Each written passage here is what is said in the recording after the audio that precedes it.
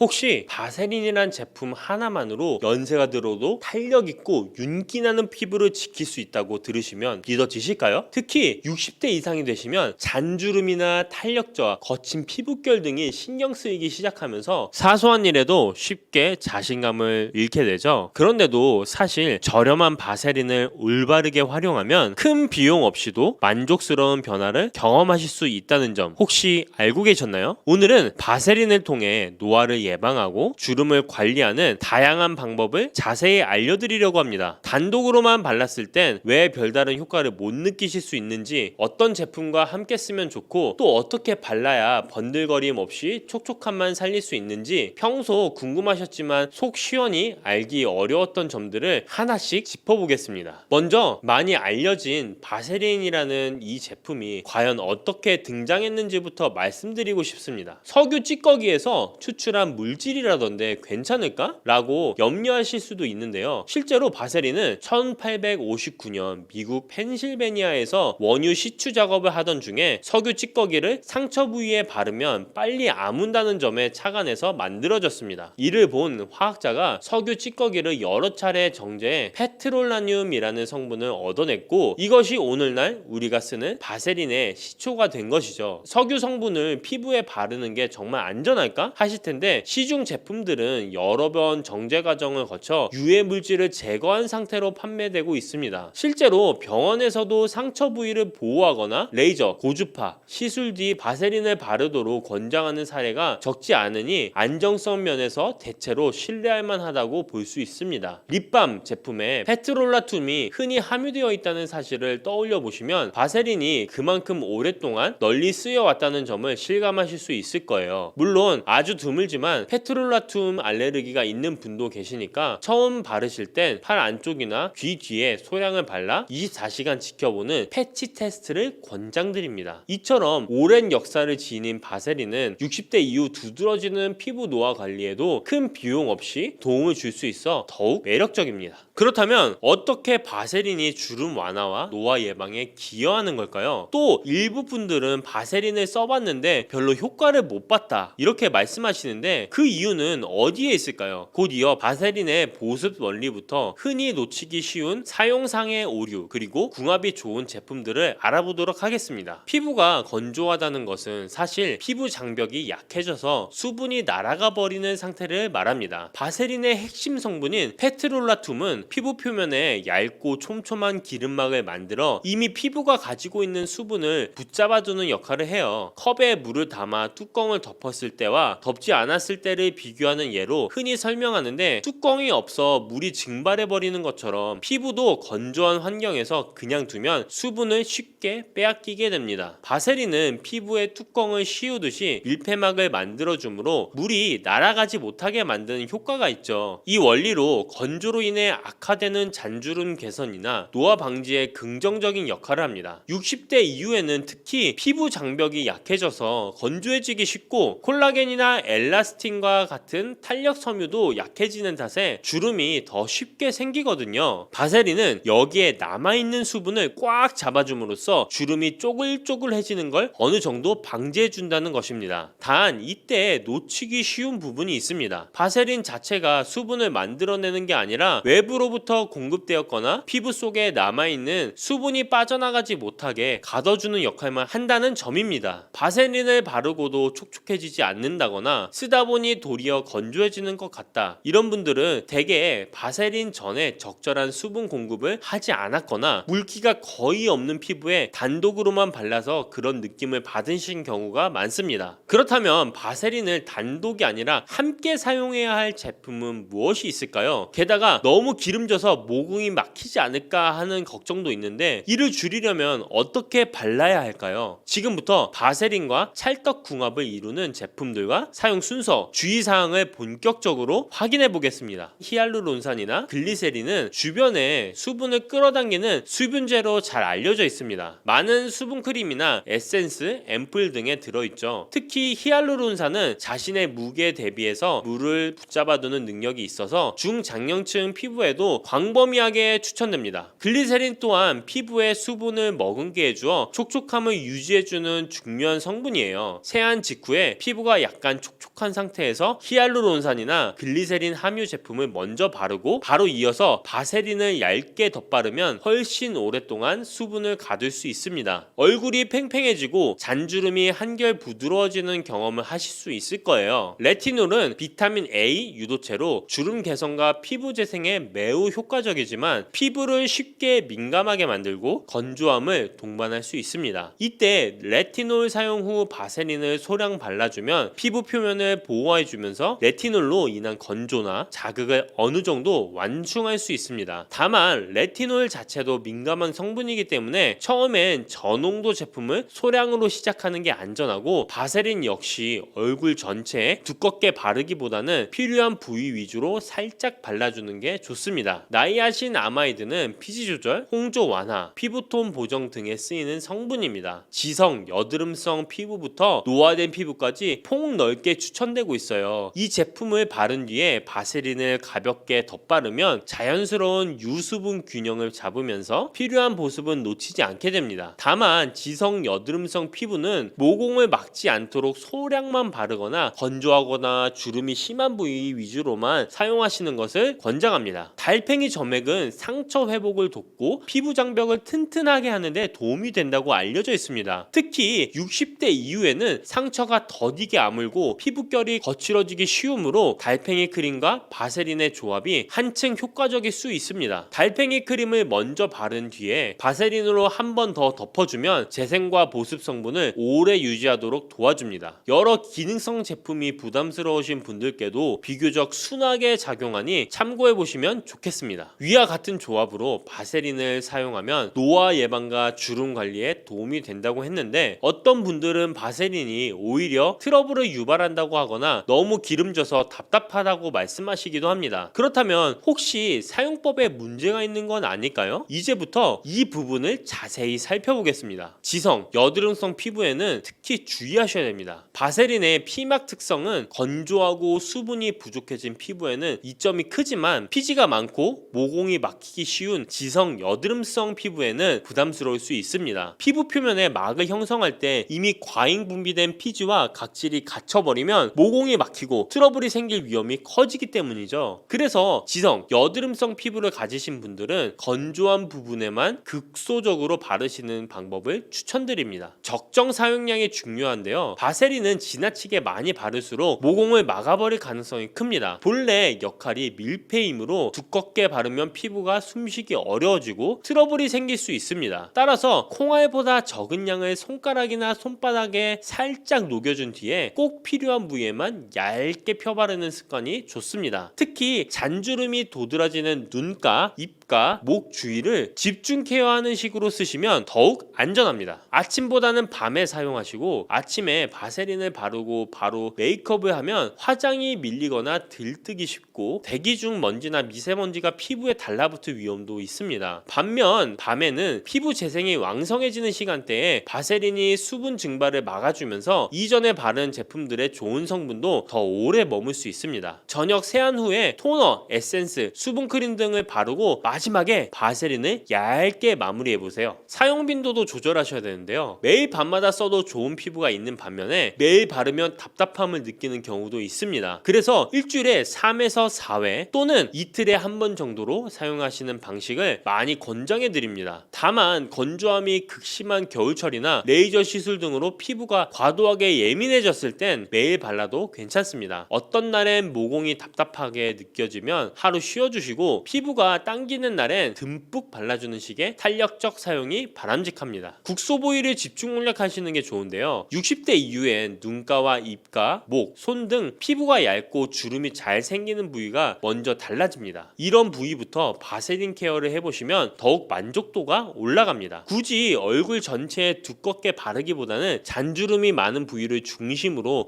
톡톡 두드려 주시고 남은 양을 손등 등에 살살 문질러 주시면 됩니다. 알레르기 반응은 반드시 테스트를 하셔야 되는데요. 바세린은 대부분의 경우 안전하지만 예민한 피부나 특별한 알레르기가 있는 분들께는 가려움이나 붉어짐이 일어날 수 있습니다. 따라서 본격적으로 사용하시기 전에 손목 안쪽이나 귀 뒤쪽처럼 잘 보이지 않는 곳에 먼저 바르고 24시간가량 두는 방법을 권합니다. 큰 문제 없으면 얼굴 등 다른 부위에 본격적으로 발라 발라보셔도 괜찮습니다. 이제 바세린 사용법과 주의사항을 다 들으셨다면 본격적으로 피부에 어떤 변화가 생기는지 지켜보실 차례입니다. 그런데 왜 같은 바세린을 쓰고도 어떤 분은 별로라고 하시고 또 누군가는 엄청난 효과를 본다고 하실까요? 혹시 바세린 자체만의 문제는 아닐지도 모른다는 생각 해보신 적 있으신가요? 피부 관리는 외적인 노력과 함께 스스로를 돌보는 마음이 합쳐졌을 때 더 큰 상승 효과를 보게 됩니다. 60대 이후가 되면 이젠 뭘 해도 큰 차이가 없지 않을까? 라는 생각에 빠져서 스스로를 포기하기 쉬워요. 하지만 그럴수록 매일 저녁 세안 후에 내 피부를 살펴보고 크림을 바르고 바세린으로 마무리하면서 오늘도 내 피부 고생했다고 다정히 생각해주는 습관이 정말 중요합니다. 작은 손길로도 애정을 담아 케어해 주다 보면 단순히 잔주름이나 탄력만 달라지는 게 아니라 내 마음도 함께 밝아지는 느낌을 받으실 수 있습니다. 피부가 개선된다는 건 단순히 주름이 옅어지고 톤이 밝아지는 것만 의미하진 않습니다. 주변에 얼굴이 한결 건강해 보인다, 예전보다 표정이 밝아졌다 라는 말을 들으면 자연스레 외출할 때나 사람들을 만날 때도 자신감이 붙고 적극적으로 변하게 되죠. 이렇듯 바세린을 꾸준히 사용하면서 굳이 비싼 시술을 받지 않아도 생각보다 좋아졌다, 아침 화장도 편해졌다 라고 하시는 분들이 많이 계십니다. 여기엔 바세린을 바르는 몇 분의 시간마저 나 자신을 위하는 마음을 담았다는 공통점이 있어요. 결국 바세린이 기적의 물질은 아니더라도 그 효과를 배가시킬 수 있는 열쇠는 바로 우리 자신에게 달려 있습니다. 주름이나 노화 관리는 복잡해 보이지만 의외로 내 곁에 있던 저렴한 바세린과 나 자신을 아끼는 소소한 마음이 인생 후반부에 든든한 조력자가 되어줄 수 있습니다.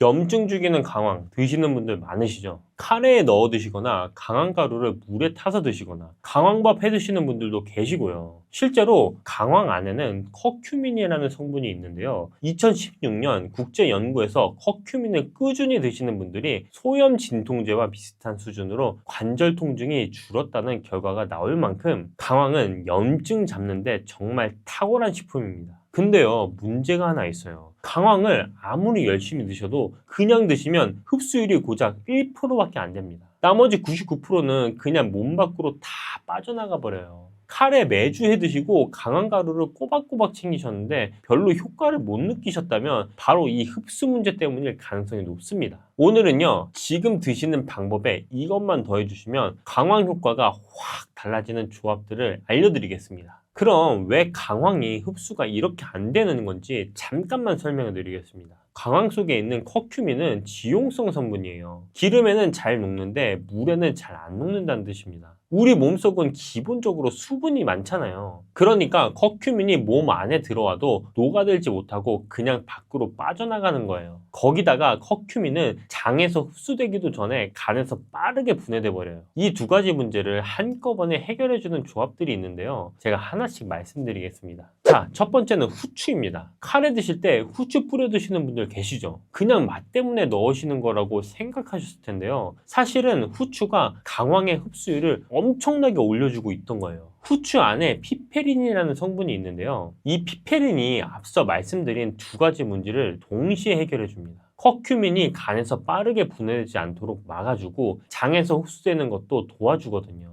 그 결과가 국제학술지에 발표된 연구에서 확인됐는데요. 강황에 후추를 더했을 때 커큐민 흡수율이 무려 20배까지 높아졌어요. 20배입니다. 20배. 양은 많이 필요한 게 아닙니다. 강황 한 스푼에 후추 반 스푼이면 충분합니다. 근데 여기서 중요한 게 있어요. 그냥 후추가 아니라 검은 후추여야 돼요. 흰 후추는 가공 과정에서 피페린 성분이 많이 줄어들거든요. 마트에서 검은 통후추 하나 사다가 강황 드실 때마다 갈아서 넣어보세요. 카레 끓이실 때도 마지막에 검은 후추 조금 갈아서 넣는 것, 이제 절대 빠뜨리지 마세요. 자, 두 번째는 생강입니다. 생강이랑 강황, 사실은 같은 집안이에요. 둘 다 생강과 식물이거든요. 외모도 비슷하죠. 뿌리 모양이 울퉁불퉁한 게 많이 닮았잖아요. 이 강황에는 커큐민, 생강에는 진저롤이라는 항염 성분이 들어있는데요. 생강의 진저롤은 염증 유발 물질의 생성을 억제하는데 도움을 준다는 연구 결과가 있습니다. 이 두 성분이 함께 드실 때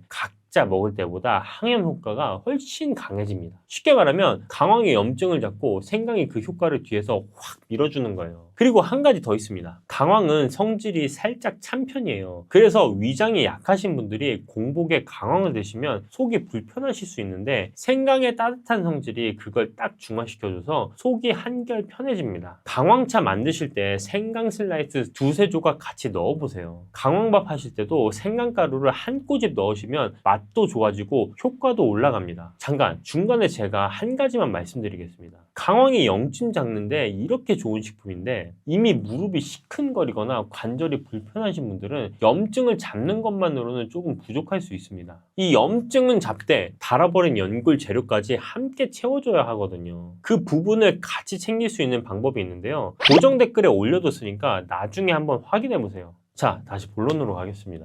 강황과 함께 먹으면 효과가 배가 되는 음식 세 번째는 파인애플입니다. 에? 파인애플이요? 하시는 분들 계시죠? 맞아요. 파인애플이에요. 파인애플 안에는 브로멜라인이라는 성분이 있는데요. 이 브로멜라인 사실 어디선가 들어보셨을 거예요. 고기 재울 때 파인애플 넣으면 고기가 부드러워진다고 하잖아요. 바로 그 성분입니다. 단백질을 분해하는 천연 소화 효소인데요. 이 브로멜라인이 강황의 커큐민과 만나면 항염 효과가 훨씬 강해진다는 연구 결과가 있어요. 브로멜라인 자체도 독립적으로 항염 효과가 있거든요. 그러니까 강황의 염증을 잡고 파인애플이 옆에서 같이 염증을 잡아주는 이중 작전이 되는 거예요. 거기다가 브로멜라인은 커큐민의 흡수까지 도와주니까 정말 일석이조예요. 드시는 방법도 간단합니다. 강황차 마실 때 파인애플즙을 조금 섞어서 마시거나 식후에 파인애플 서너 조각을 강한 가루를 살짝 뿌려서 드시면 됩니다. 생각보다 맛이 괜찮습니다. 파인애플의 달콤한 맛이 강황의 쓴맛을 감싸줘서 훨씬 먹기가 편해지거든요. 강황 특유의 흙냄새 같은 게 거의 안 느껴질 정도예요. 자, 네 번째, 이건 진짜 의외일 수도 있어요. 바로 양파입니다. 해장국 끓일 때, 볶음밥 만들 때 거의 모든 요리에 들어가는 그 양파가 맞습니다. 양파 안에는 퀘르세틴이라는 성분이 있는데요. 이 퀘르세틴이 강황의 커큐민과 함께 드실 때 항염, 항산화 효과가 서로 강화된다는 연구 결과가 있습니다. 근데 여기서 진짜 중요한 이야기를 드려야 돼요. 퀘르세틴은 양파 속보다 껍질에 훨씬 더 많이 있거든요. 얼마나 차이 나냐고요? 연구에 따르면 양파 가장 안쪽에는 그람당 0.1mg이 들어있는데 껍질에는 무려 8.41mg이 들어있습니다. 껍질이 속보다 40배 이상 많은 거예요. 지금까지 양파 껍질 그냥 버리셨다면 퀘르세틴의 40배를 전부 버리신 거예요. 오늘부터는요, 양파 껍질 버리지 마세요. 깨끗이 씻어서 말렸다가 유순할 때 넣거나 물에 끓여서 차로 드시면 강황과 최고의 조합이 됩니다. 여기서 한 가지 더 말씀드리겠습니다. 자생양파라고 혹시 들어보셨나요? 보랏빛이 도는 양파인데요. 자생양파 껍질이 일반 양파 껍질보다 퀘르세틴이 무려 5배나 많이 있습니다. 마트에서 자생양파 구하실 수 있으면 껍질 따로 모아두셨다가 쓰시면 훨씬 좋습니다. 자, 그러면 오늘 말씀드린 조합들을 한 번에 챙길 수 있는 레시피를 제가 하나 말씀드리겠습니다. 바로 강황 양파 된장국입니다. 된장국에도 강황이 들어갈 수 있는 겁니다. 재료는 이래요. 양파 반개, 양파 껍질 한 줌, 강황가루 반 스푼, 생강 슬라이스 두세 조각, 검은 후추 조금, 된장 한 스푼, 물 500ml. 재료가 이게 전부예요. 집에 다 있는 거잖아요. 먼저 냄비에 물 500ml를 붓고 깨끗이 씻은 양파 껍질을 넣어서 중불로 10분 정도 끓여주세요. 이때 양파 껍질에서 퀘르세틴이 국물 안으로 쏙 빠져나와요. 노르스름한 빛이 돌기 시작하면 껍질을 건져내시고요. 양파를 먹기 좋게 썰어서 넣고 된장 한 스푼 잘 풀어줍니다. 여기에 강황가루 반 스푼, 생강 슬라이스 두세 조각, 검은 후추 갈아서 조금 넣고 한 소끔 더 끓이면 끝입니다. 맛이 어떠냐고요? 먼저 국물 색깔부터가 노르스름하니까 보기만 해도 몸에 좋겠다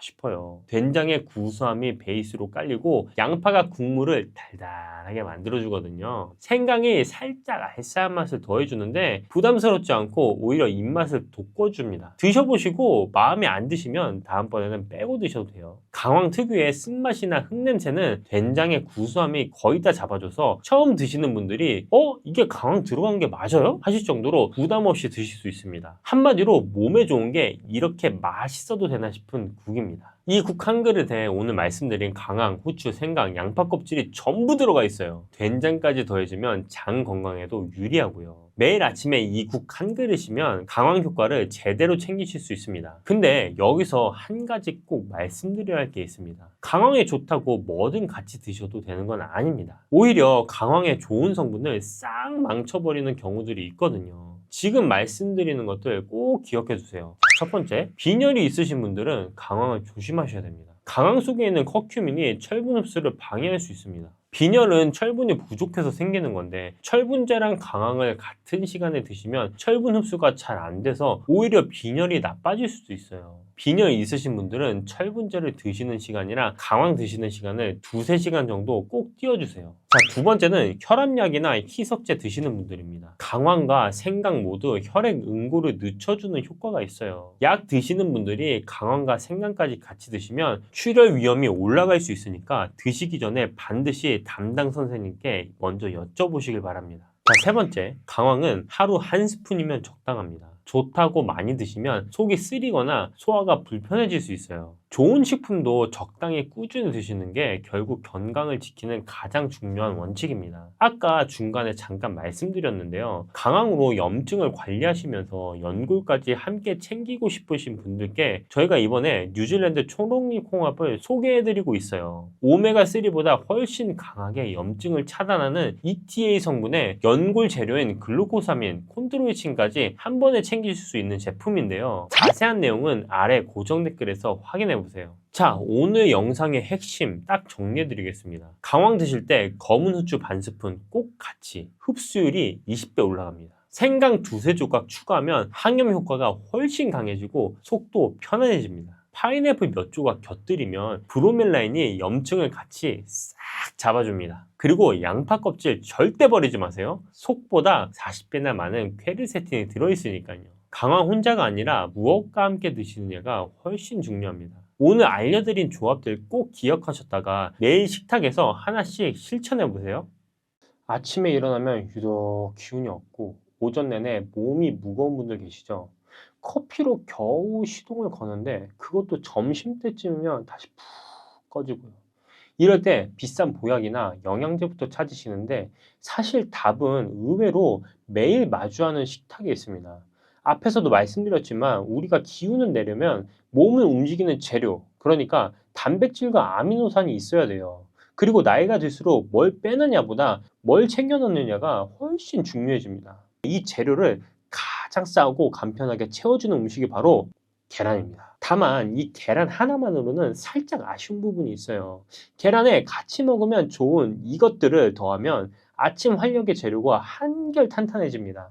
오늘은 이 계란과 이것들, 그리고 어떻게 먹어야 잘 먹는 건지를 쉽게 정리해 드리겠습니다. 자, 돈 거의 안 들이고 오늘 장 보실 때 바로 챙기실 수 있는 것들입니다. 한번 시작해 보겠습니다. 자, 먼저 계란부터 한번 볼게요. 계란은 영양학에서 완전 단백질이라고 부릅니다. 우리 몸에 필요한 필수 아미노산이 빠짐없이 다 들어있다는 뜻이에요. 계란 한 개의 단백질이 약 6g 정도, 열량은 70kcal 정도 알차고요. 특히 계란 흰자가 바로 알부민이라는 단백질입니다. 그러니까 우리가 먹는 알부민을 얘기할 때 그 원조가 사실 계란 흰자인 셈입니다. 여기서 노른자에는 뇌 건강에 좋은 콜린, 눈을 지켜주는 루테인, 그리고 철분까지 들어있습니다. 값싸고 간편하고 영양은 꽉 찬, 그리고 귀여운 완전 식품인 거죠. 특히 영양이 부족해지기 쉬운 어르신들한테는 계란만큼 든든한 영양 공급원이 드뭅니다. 흰자에는 지방 없이 깨끗한 단백질이 있고 노른자에는 비타민과 좋은 지방이 모여 있어서 흰자와 노른자를 같이 드시면 영양을 통째로 챙기시는 겁니다. 게다가 계란 단백질은 우리 몸이 거의 그대로 받았을 만큼 흡수율이 높아서 같은 단백질이라도 효율이 정말 좋아요. 그래서 아침에 계란 하나만 더해도 하루 단백질 출발이 완전히 달라질 수 있습니다. 그럼 하루에 몇 개 정도 먹는 게 좋을까요? 건강한 성인이라면 하루 1개에서 2개 정도는 부담 없이 드셔도 됩니다. 예전엔 콜레스테롤 때문에 계란을 무서워하시는 분들도 많았는데 요즘은 음식 속의 콜레스테롤이 혈중 수치에 주는 영향이 생각보다 작다고 보고 그 제한도 많이 완화됐습니다. 실제로 우리 몸속의 콜레스테롤의 약 80%는 음식이 아니라 이 간에서 만들어지거든요. 다만 이미 고지혈증이나 당뇨, 심장질환이 있으신 분들은 꼭 주치의와 상의하시기 바랍니다. 기름에 막 굽거나 부치는 것보다 삶거나 술안으로 드시는 게 가장 깔끔합니다. 생으로 드시는 것도 방법이죠. 자, 그런데 계란이 이렇게 좋아도 계란 하나에 다 되는 건 아닙니다. 같이 먹으면 훨씬 좋은 짝꿍이 있고 매일 챙기기 어려운 분들을 위한 방법도 있습니다. 사실 밥은 잘 드시는데 자고 일어나면 무겁고 오후만 되면 기운이 쭉 빠지는 진짜 이유가 따로 있거든요.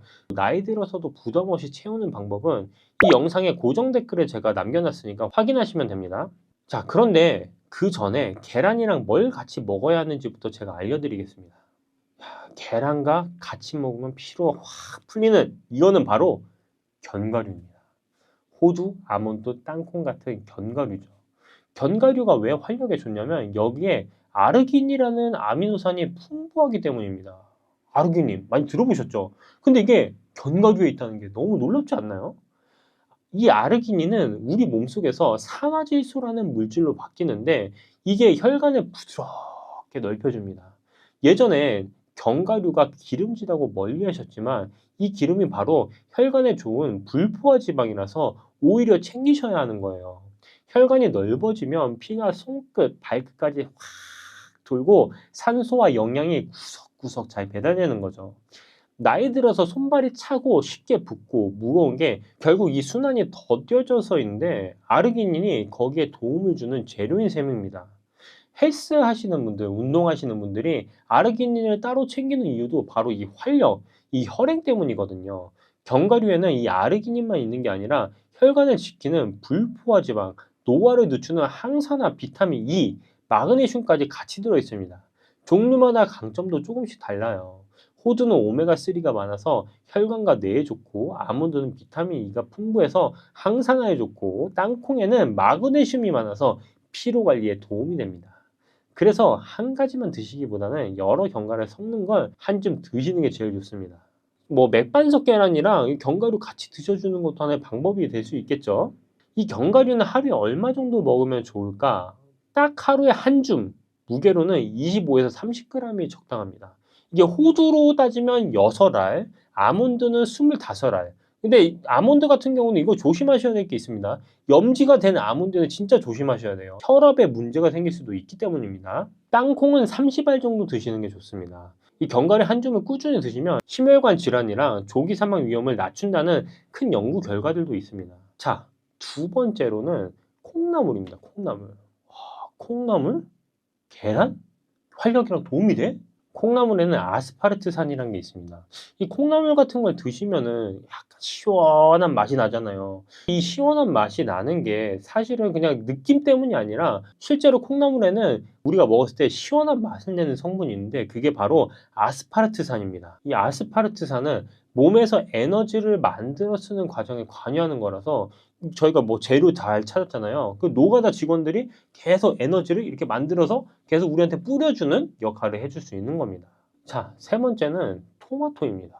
토마토와 계란. 듣기만 해도 생각나는 음식들 많지 않나요? 저 같은 경우는 토마토 계란 볶음을 아주 좋아하는데요. 토마토와 계란을 같이 먹으면 몸속에 활력을 일으키는데 큰 도움이 될 수 있습니다. 이 토마토 특유의 나는 이 감칠맛 있잖아요. 감칠맛의 이 정체가 사실은 글루탐산이라는 거죠. 자, 이 글루탐산은 단백질을 구성하는 가장 흔한 아미노산 중 하나인데요. 체내에서 아미노산 대사 과정에서 발생하는 유해한 노폐물들 있잖아요. 뭐 암모니아 같은 것들을 운반하고 처리해주는 완충작용도 같이 담당해줍니다. 아주 고마운 친구죠. 자, 계란이랑 같이 먹었을 때 활력을 채워주는 음식들이 생각보다 정말 많죠. 그러면 이런 음식들을 어떻게 먹는 게 가장 좋을까요? 아침에 먹는 게 가장 좋습니다. 우리나라에서 어르신들이 아침에 단백질이 가장 부족한 경우가 많거든요. 일반적인 성인 남녀도 마찬가지입니다. 아침 안 먹는 경우가 훨씬 많기 때문에 그렇습니다. 아침에 삶은 계란 2개, 거기에 견과류 한 줌이면 정말 좋은 아침 식사가 될 수 있고요. 견과류는 아까 말씀드렸지만 소금이 염지가 안 된 걸로 한 줌 드시는 게 좋습니다. 씹기가 불편하신 분들은 견과류를 살짝 갈아서 우유나 두유, 요거트 이런 데 같이 드시면 흡수도 좋고 목 넘기기도 훨씬 편해질 수 있습니다. 계란이랑 견과류 같이 먹는 거 말씀드렸는데 여기서 마시는 거를 또 뺄 수가 없잖아요. 마시는 거는 토마토 주스 같은 거를 한번 만들어서 글루탐산에 비타민까지 같이 드시는 걸 추천드립니다. 이보다 더 좋을 수가 없겠죠. 뭐 특별한 걸 따로 사 드실 필요 없이 이 정도 조합을 잘 해서 드셔도 단백질, 아미노산, 좋은 지방까지 아침부터 든든하게 챙기실 수 있습니다. 제가 아까 마시는 거에 있어서 토마토 주스도 말씀드렸는데 토마토 일일이 갈기 귀찮을 수도 있잖아요. 뭐 생으로 드시는 것도 방법입니다. 근데 여기서 다만 단백질을 드실 때는 수분이 많이 필요하거든요. 토마토 주스를 못 만드시면 그냥 물 한 잔 같이 드시는 것도 추천드립니다. 자, 제가 지금까지 계란과 함께 먹으면 활력을 올려주는 음식들에 대해서 말씀드렸는데요. 이게 솔직히 말씀드리면 이걸 매일 끼니마다 정량으로 챙기는 게 생각보다 쉽지 않잖아요. 뭐 계란도 매일 삶기 번거롭고 견과류도 깜빡하기 일쑤고 게다가 아까 말씀드린 것처럼 나이가 들면 같은 걸 먹어도 예전만큼 흡수가 잘 안 되는 경우가 많은데요.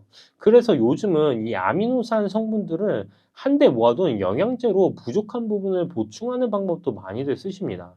음식이 기본이고 모자란 만큼만 영양제로 채운다는 개념입니다. 다만 이 보충제는 어디까지나 보조라서 음식을 대신하는 게 아니라 모자란 부분을 메워주는 역할이라고 생각하시면 됩니다. 그것에 대한 설명을 제가 고정 댓글에 남겨뒀으니까 한번 확인해 보시기 바랍니다. 자, 오늘 내용 정리를 해드리면 아침에 기운이 없는 건 의지가 약해서가 아니라 몸을 움직이는 재료가 부족해서일 수 있습니다.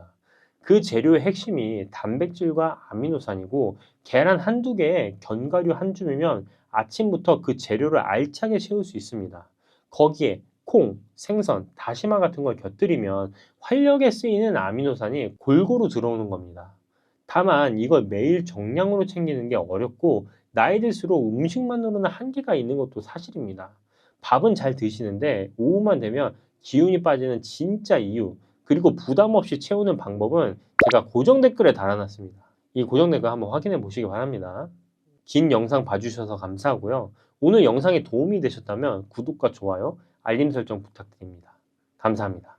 김치통 들기가 예전보다 힘들어지셨나요?